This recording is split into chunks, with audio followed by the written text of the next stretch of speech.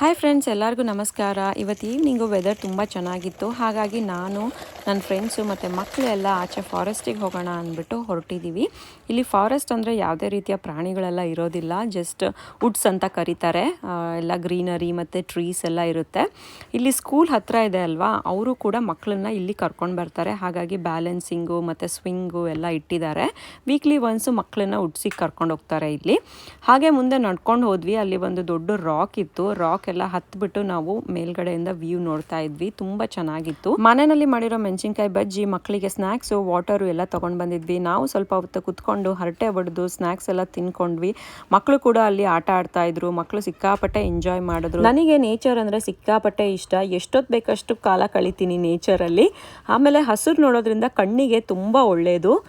ಹೀಗೆ ಸ್ವಲ್ಪ ಟೈಮು ನಾವು ನೇಚರಲ್ಲಿ ಟೈಮ್ ಸ್ಪೆಂಡ್ ಮಾಡಿ ಅಲ್ಲಿಂದ ಮನೆಗೆ ವಾಪಸ್ ಹೊರಟ್ವಿ. Thank you.